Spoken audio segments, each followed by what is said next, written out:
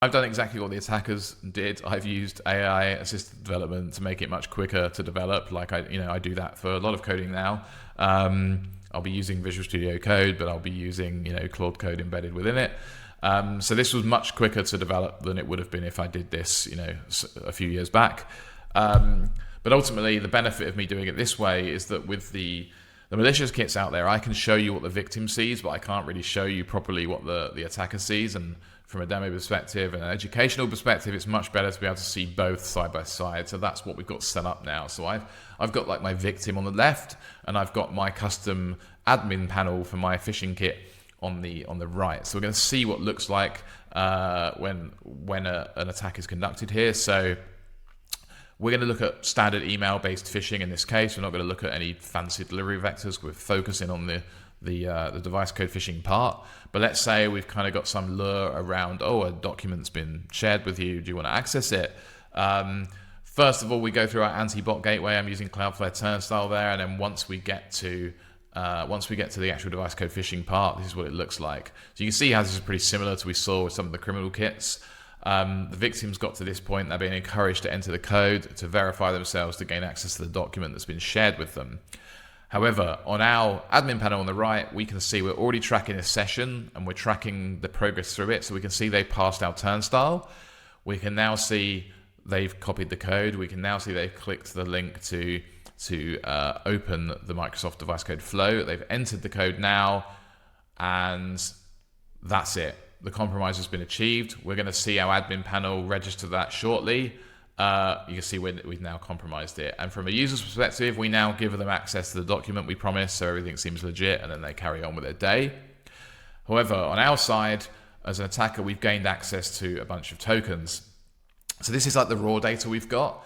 Now, this is very API driven, so we have to launch our attacks via the API at this point. So it depends on what we want to sort of implement to do that. I'm going to show you some common post-exploitation activities that I've kind of made. So like, let's say we want to view emails. The lab account I use is a very boring account, but I'm going to show you can see that the emails it has.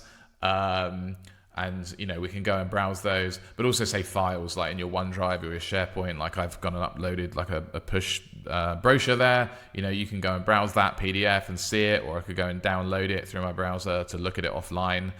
You could do many more things. Ultimately, it's kind of up to you what you want to code through the Graph API to do that in this case, but that's just some examples. But where it really gets interesting, and this is where it comes into that sort of privilege escalation that I spoke about before, with the family of client IDs and the primary refresh tokens and so forth. In an ideal world, I'd have a full SSO level GUI based login, where I could do anything.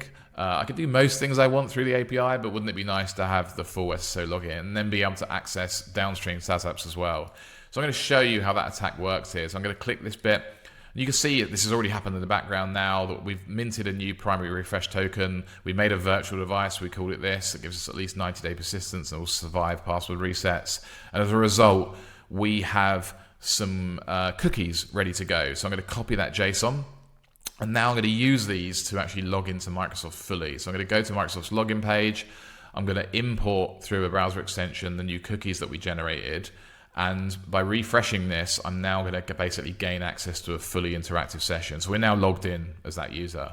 We didn't need to do anything more. I've got a full interactive based login. And of course, this enables us to not just use Microsoft services, but this is like an SSO level compromise at this point. So I'm just going to pick another random app. I'll pick Atlassian in this case.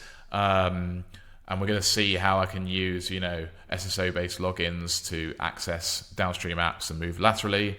So from Microsoft's perspective, we're signed in, we're authenticated, that already happened. So I can just go and perform, in this case, an OIDC-based SSO login, and then I'm logged into an Atlassian account. I could do that with any other app that supports it too, that we're connected to. But that's what it looks like. As you can see, that's really, really powerful. And this is why it's working so well, why attackers are doing it. That's what it looks like from an attacker's perspective, as well as a victim's perspective.